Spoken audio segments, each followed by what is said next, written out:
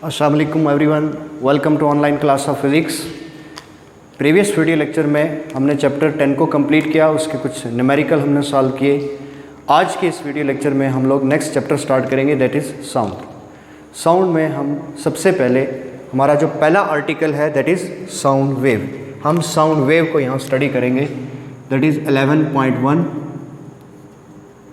That is sound wave. Sound wave के साथ हम एक छोटी सी टर्म को डिफाइन करेंगे, that is acoustic. What is mean by acoustic? Acoustic किसे कहते हैं? So acoustic is the study of sound wave और the study of sound is called acoustic. The study of The study of sound is called acoustic. Okay, थोड़ा सा हम review कर लेते हैं जो हमने वेव की कुछ टाइप्स स्टडी की थी। जो बेसिक हमारे पास वेव की दो टाइप्स थी, one is mechanical wave and second one is electromagnetic wave. Mechanical wave ऐसी वेव हैं जिनको प्रोपोगेट करने के लिए मीडियम रिक्वायर्ड है, बट इलेक्ट्रोमैग्नेटिक वेव्स ऐसी वेव्स हैं जिनको प्रोपोगेट करने के लिए मीडियम रिक्वायर्ड नहीं होता। सो उसमें हमने साउंड वेव की एग्जांपल ली। साउंड वेव को हमने कहा कि साउंड वेव ऐसी वेव हैं जिनको मीडियम रिक्वायर्ड है, इसलिए इनकी नेचर कैसी है? मैकेनिकल नेचर है। फिर फर्दर हमने मैकेनिकल वेव को फर्दर क्लासीफाई किया टू कैटेगरीज में, one is transverse wave and second one is longitudinal wave. अब साउंड वेव की नेचर क्या ट्रांसफर नेचर है या मैकेनिकल नेचर है, ये हमारा नेक्स्ट आर्टिकल है, हम उसमें इसको स्टडी करेंगे। बट उससे पहले इतना जानना ज़रूरी है कि साउंड वेव क्या मैकेनिकल वेव है या इलेक्ट्रोमैग्नेटिक है। So your answer is sound wave mechanical waves हैं, इनको मीडियम रिक्वायर्ड है। सो इसके बाद हमने एक चीज़ और देखी, हमने कुछ एक्टिविटीज़ ली पहले प्रीवियस चैप्टर में कि जब आप किसी टब के अंदर आप एक पेंसिल को डिप करते हैं तो उस पेंसिल को डिप करने से हम क्या देखते हैं कि उसके अंदर वाटर के अंदर वेव्स प्रोड्यूस होती हैं, रिपल्स प्रोड्यूस होती हैं, विच मीन्स दैट कि किसी मीडियम में डिस्टर्बेंस क्रिएट करने से, डिस्टर्बेंस से वेव प्रोड्यूस होती हैं। सो इसी तरह से हमने ये देखा कि ऑब्जेक्ट्स के वाइब्रेट करने से किसी मीडियम के अंदर क्या प्रोड्यूस हो जाती हैं? वेव्स प्रोड्यूस हो जाती हैं। सिमिलरली हम जब साउंड वेव को स्टडी करते हैं, what are sound waves? So sound wave basically ऐसी वेव्स हैं जो ऑब्जेक्ट्स के वाइब्रेट करने से क्या होती हैं? प्रोड्यूस होती हैं। आपको एक छोटा सा क्वेश्चन पूछा जा सकता है कि how sound is produce, sound कैसे प्रोड्यूस होती है। एक छोटी सी एक्टिविटी और एक छोटे से एक्सपेरिमेंट से आप इस चीज़ को एक्सप्लेन कीजिए, प्रूव कीजिए कि साउंड कैसे प्रोड्यूस होती है। सो देखिए, like other wave, sound waves are also produced by the vibration of bodies. bodies की वाइब्रेशन से साउंड वेव्स भी प्रोड्यूस होती हैं। हमारे पास एक म्यूज़िकल इंस्ट्रूमेंट है, उस म्यूज़िकल इंस्ट्रूमेंट को हम गिटार कहते हैं। तो उस म्यूज़िकल इंस्ट्रूमेंट के ऊपर एक स्ट्रिंग लगी होती है। उस म्यूज़िकल इंस्ट्रूमेंट में ऐसी एक आपके पास स्ट्रिंग होती है, इसके ऊपर ये जो यहाँ पर ऐसे स्ट्रिंग लगी हुई होती हैं, इन स्ट्रिंग्स को जब आप ऐसे खींचते हैं, इन स्ट्रिंग्स को जब आप ऐसे खींचते हैं तो इट मीन्स कि हम इन ऑब्जेक्ट्स को क्या कर रहे हैं? वाइब्रेट कर रहे हैं। तो जब ये ऑब्जेक्ट वाइब्रेट करेंगे तो यहाँ पर क्या चीज़ प्रोड्यूस होगी? साउंड प्रोड्यूस होगी। Sound is produced. ये तो आपके पास एक म्यूजिकल इंस्ट्रूमेंट है। सिमिलरली हमारे पास जो हार्ट बीट्स, ह्यूमन ऑर्गन में heart beats also produce sound, also produce sound waves. Sound wave को प्रोड्यूस करती हैं heart beats. Similarly other organs like lungs also vibrate to produce sound waves. Similarly और भी organ हैं जिसको जिसकी vibration से क्या चीज़ प्रोड्यूस होती है, साउंड प्रोड्यूस होती है। तो फॉर एग्जांपल आपकी जो हार्ट बीट है, इस हार्ट बीट को डिटेक्ट करने के लिए डॉक्टर्स यूज़ करते हैं स्टेथोस्कोप। वो एक छोटी सी जो धड़कन है, एक बीट है, उस बीट को सेंस करने के लिए डॉक्टर स्टेथोस्कोप का इस्तेमाल करते हैं। सिमिलरली हमारी बॉडी के अंदर और जो ऑर्गन है, उसकी जो वाइब्रेशन से जो साउंड प्रोड्यूस होती है, अगर हम उसको एक अपने कान से अगर हम उसको डिटेक्ट नहीं कर पाते ठीक से, तो हम उसको डिटेक्ट करते हैं through instrument, through stethoscope and so on. इस तरह के कुछ हमारे पास इंस्ट्रूमेंट हैं जिनसे हम उन छोटी छोटी बीट्स को क्या कर सकते हैं, डिटेक्ट कर सकते हैं। तो इसके अलावा हम देखते हैं कि साउंड कैसे प्रोड्यूस होती है। तो हाउ साउंड इज़ प्रोड्यूस, इसका बहुत simple answer, sound is produce by vibrating bodies. जब भी हम क्या करते हैं, किसी ऑब्जेक्ट को वाइब्रेट करते हैं तो उससे साउंड प्रोड्यूस होती है। फॉर एग्जांपल अभी मैं यहाँ पर इस मार्कर को यहाँ पर स्ट्राइक कर रहा हूँ। When we strike a marker on the board, sound is produce. Similarly when we knock on the door, जब हम डोर पे नॉक करते हैं, साउंड इज़ प्रोड्यूस। बहुत सारी ऐसी एक्टिविटीज़ हैं जिससे आप इस चीज़ को प्रूव करते हैं। डेली लाइफ में आप देखते हैं कि साउंड ऑब्जेक्ट्स के, चीज़ों के वाइब्रेट करने से पैदा होती है। अब ये साउंड जो है, ये हमारे कानों तक कैसे पहुंचती है, हम इसको कैसे सेंस करते हैं। तो इट मीन्स दैट कि हमारे पास अगर कोई एक इस तरह का आपके पास स्पीकर है, तो इसके साथ कोई हम माइक्रोफोन लगा देते हैं। उस माइक्रोफोन में जब कोई शख्स बात करता है तो पहले उसके साउंड सिग्नल किस में कन्वर्ट हो जाते हैं, इलेक्ट्रिकल सिग्नल में, और फिर उसको फर्दर साउंड सिग्नल में जब कन्वर्ट किया जाता है तो यहाँ पर आपको मिलती हैं ये साउंड वेव। अब ये साउंड वेव आप यहाँ पर क्या करते हैं, इसको सेंस करते हैं। एक आदमी यहाँ पर, ये मैं ईयर बना देता हूँ, कान बना देता हूँ, कि आप इन साउंड वेव्स को यहाँ कैसे सेंस करते हैं। तो हम इसको कैसे सेंस करते हैं, बीच में ये कौन सा मीडियम है, ये मीडियम हमारे पास क्या है, दिस इज़ एयर। यहाँ पर हमारा मीडियम क्या है, एयर है। तो जब यहाँ से साउंड वेव ऐसे क्रिएट हुई, जनरेट हुई, प्रोड्यूस हुई, तो वो साउंड वेव यहाँ पर एयर के पार्टिकल्स को क्या करती हैं, ऐसे कंप्रेस करती हैं। सो एयर पार्टिकल्स जब वाइब्रेट करते हैं तो एक इस तरह से आपके पास सीरीज ऑफ कंप्रेशन और रेयरफेक्शन क्रिएट हो जाते हैं, लाइक दिस। इस तरह से अगेन आपके पास कंप्रेशन, फिर रेयरफेक्शन, फिर कंप्रेशन एंड सो ऑन। सो यूँ साउंड वेव एक जगह से दूसरी जगह क्या करती हैं, प्रोपोगेट करती हैं। तो इसको हम क्या करते हैं, फिर सेंस करते हैं। जैसे जब मैं क्लासरूम में बात करता हूँ तो मेरी साउंड आप तक पहुँचती है कैसे, by the vibration of air particles. Air particles की वाइब्रेशन से साउंड एक जगह से दूसरी जगह क्या करती है, प्रोपोगेट करती है, जो और जिसको हम सेंस करते हैं। सिमिलरली हम एक छोटी सी एक्टिविटी और लेते हैं, जिस एक्टिविटी में हम देखते हैं कि साउंड कैसे प्रोड्यूस होती है। एक छोटा सा एक्सपेरिमेंट है, एक छोटी सी एक्टिविटी है। Generally in our school laboratory, हम अपने स्कूल की लैब के अंदर, लेबॉर्ट्री के अंदर हमारे पास एक छोटा सा इंस्ट्रूमेंट है जिसे हम कहते हैं ट्यूनिंग फोर्क। एक छोटा सा इंस्ट्रूमेंट जिसका नाम हम रखते हैं ट्यूनिंग फोर्क। इस ट्यूनिंग फोर्क को हम कुछ इस तरह का डिज़ाइन करते हैं। ये इस तरह का होता है ये ट्यूनिंग फोर्क।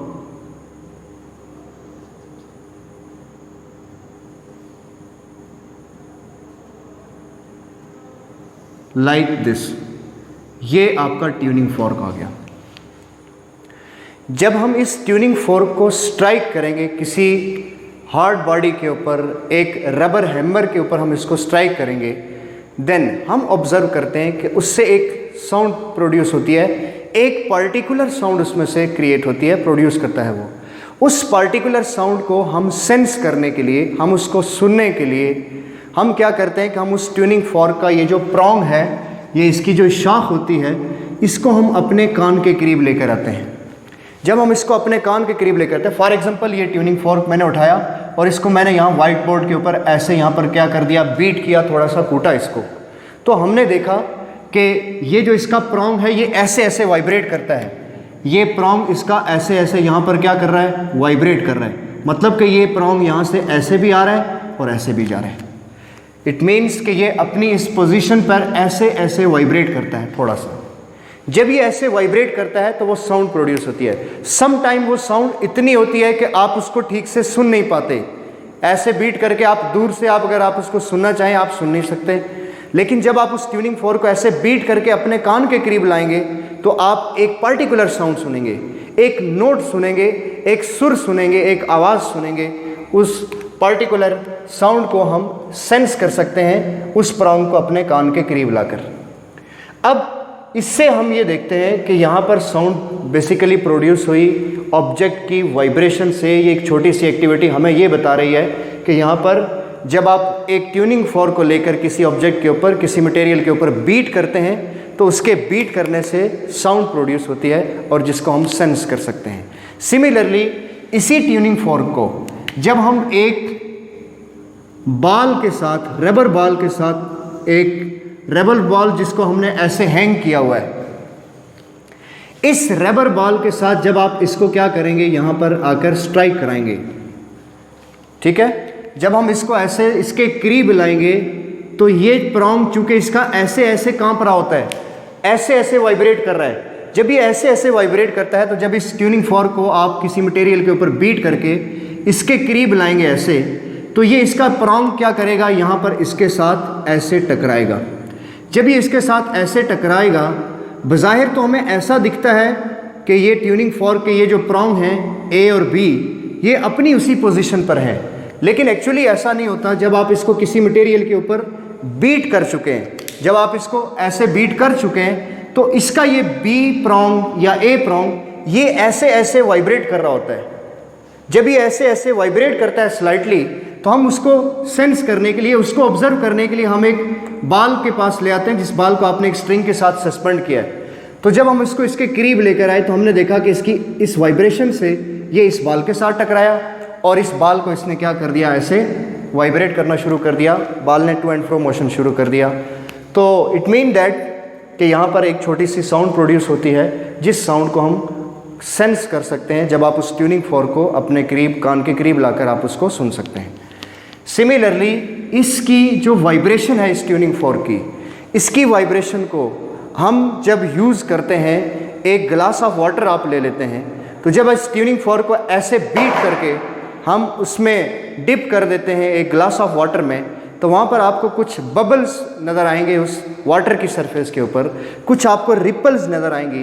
तो इट मीन्स दैट कि वो प्रॉन्ग क्या कर रहा है, वाइब्रेट कर रहा है, और उसकी वाइब्रेशन से आपने वाटर जो मीडियम है उसके अंदर डिस्टर्बेंस क्रिएट की, और उसकी डिस्टर्बेंस से वहाँ पर क्या प्रोड्यूस हो गई, वेव्स प्रोड्यूस हुई, जिसको हम रिपल्स भी कहते हैं।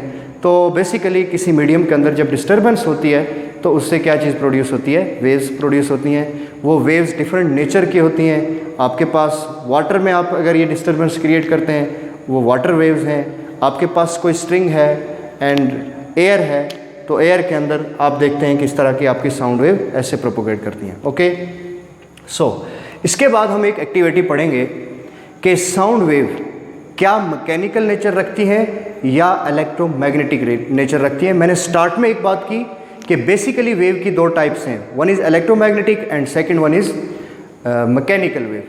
तो क्या साउंड वेव की नेचर मैकेनिकल है? आपको एक छोटा सा क्वेश्चन पूछा जा सकता है, हाउ यू कैन प्रूव, आप कैसे प्रूव कर सकते हैं कि sound wave have mechanical nature, कि साउंड वेव की मैकेनिकल नेचर है। सो हम इसको प्रूव कर सकते हैं एक छोटे से एक्सपेरिमेंट से, जिसको हम बेल जार एक्सपेरिमेंट कहते हैं और बेल जार एक्टिविटी हम इसको कहते हैं। Sound required material medium for their propagation. मैं इसको यहाँ लिखता हूँ, sound wave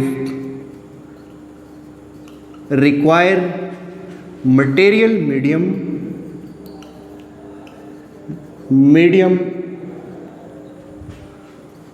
for their propagation.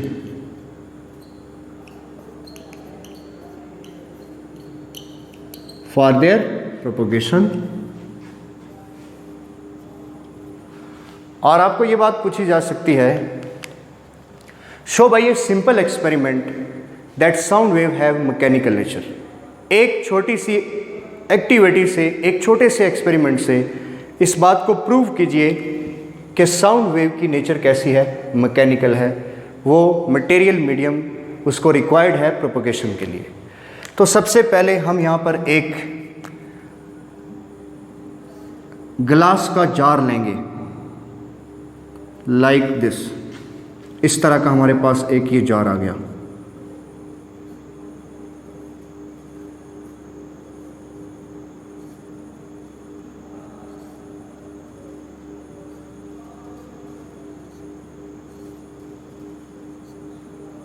ऐसा।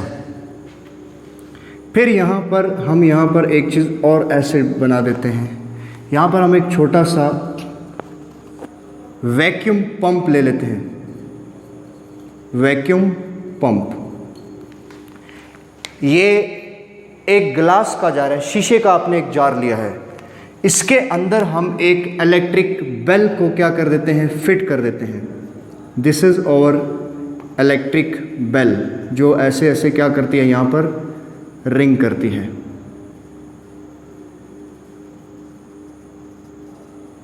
ये आपकी एक इलेक्ट्रिक बेल आ गई यहाँ पर।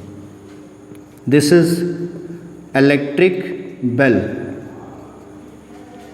इस इलेक्ट्रिक बेल को हम दो वायर्स के थ्रू यहाँ पर अटैच कर देते हैं एक पावर सप्लाई सोर्स से। ये हमारे पास पावर सप्लाई सोर्स है। ओके, मैं इसको बंद कर देता हूँ यहाँ से। इस ग्लास जार को यहाँ से हम इसको ऐसे क्लोज कर देते हैं। ठीक है, स्टार्ट में हम ऐसा करते हैं कि ये आपके पास पावर सप्लाई है, ये आपके पास इलेक्ट्रिक बेल आ गई, ये आपके पास वैक्यूम पंप आ गया। ओके, ये आपके पास कनेक्टिंग वायर्स हैं, जिन वायर्स के थ्रू हम इसको क्या कर देते हैं, हम इसको इलेक्ट्रिसिटी सप्लाई करते हैं इस पावर सप्लाई से। ओके, और ये आपके पास ग्लास जार आ गया, जिसको हम बेल जार भी कहते हैं। This is our glass jar. Figure clear हो गई आपको? ये इसका आपने फाउंडेशन ले लिया, इसके ऊपर आपने ग्लास जार को ले लिया, इसके साथ यहाँ पर आप एक वैक्यूम पंप रखते हैं। इस वैक्यूम पंप का फंक्शन क्या है कि इसका फंक्शन ये है कि यहाँ से एयर को रश आउट कर देना, एयर को हम क्या कर देते हैं, बाहर कर देते हैं। यहाँ पर हम वैक्यूम क्रिएट करेंगे। क्यों करेंगे, हम इस बात को अभी डिस्कस करते हैं। हम एक्चुअली क्या स्टडी करने जा रहे हैं कि sound wave required material medium for its propagation, कि साउंड वेव की नेचर मैकेनिकल है, इलेक्ट्रोमैग्नेटिक नहीं है। तो सबसे पहले अभी आपने ये कंसिडर करना है कि इसके अंदर एयर है, इसके अंदर एयर अभी मौजूद है। एट द स्टार्ट जब हम यहाँ से पावर सप्लाई इसको बटन को ऑन करेंगे, विच मीन्स कि हम इसको सप्लाई दे रहे हैं, और ये इलेक्ट्रिक बेल क्या करना शुरू कर देगी, ये रिंग करना शुरू कर देगी, ये बजना शुरू हो जाएगी। और इसकी इस साउंड को हम क्या कर सकेंगे, हम उसको सेंस कर सकते हैं, हम उसको सुन सकते हैं। कब कि जब आपने इस सप्लाई को यहाँ से इसको सप्लाई प्रोवाइड की, इलेक्ट्रिकल सप्लाई से आपने बटन स्विच ऑन किया, तो यहाँ पर जब एयर मौजूद है, इन द प्रेजेंस ऑफ एयर, जब इस ग्लास जार के अंदर हमने एयर को लिया, तो एयर जब इसमें मौजूद है, यहाँ से स्विच ऑन किया आपने बटन, तो जब ये बेल रिंग करेगी, when bell is ringing then we hear the sound, हम उसकी साउंड को क्या कर सकते हैं, सुन सकते हैं। विच मीन्स दैट कि एयर के थ्रू वो साउंड वेव प्रोपोगेट करती हुई, जिसको हमने अपने कानों से सुन लिया। अब हम ऐसा करते हैं कि ग्रेजुअली हम आहिस्ता आहिस्ता यहाँ से वैक्यूम पंप के थ्रू यहाँ से एयर को हम क्या कर देते हैं, रश आउट कर देते हैं। यहाँ से जब हम एयर को रश आउट कर देते हैं, तो इट मीन्स कि अब हम यहाँ पर क्या क्रिएट करने जा रहे हैं, अब यहाँ पर हम वैक्यूम क्रिएट कर दिया। हमने क्या क्रिएट किया, हमने वैक्यूम क्रिएट किया। अब फिर से हम वही एक्टिविटी, वही प्रोसेस हम फिर रिपीट कर रहे हैं। हमने स्विच ऑन किया, जब हमने स्विच ऑन किया, तो स्विच ऑन करने पर हम देख रहे हैं, फॉर एग्जांपल आप मान लीजिए कि इसको आप कैसे परखेंगे, कैसे आप जानेंगे कि ये इलेक्ट्रिक बेल ऑन हो गई, बजना शुरू हो गई या नहीं बजना शुरू हुई। तो उसके लिए यहाँ पर मैं एक लाइट लगा देता हूँ। ये रेड कलर का एक डॉट आपको नज़र आ रहा है। इट मीन्स दैट कि जब आपने स्विच ऑन किया, तो ये रेड लाइट इसकी ऑन हो जाएगी। ये उसकी इंडिकेशन है, ये निशानी आप याद रखते हैं कि जब आप यहाँ से स्विच ऑन करते हैं तो ये रेड लाइट ऑन हो जाती है, और जब रेड लाइट ऑन हुई तो इट मीन के वो बेल बजना शुरू हो गई।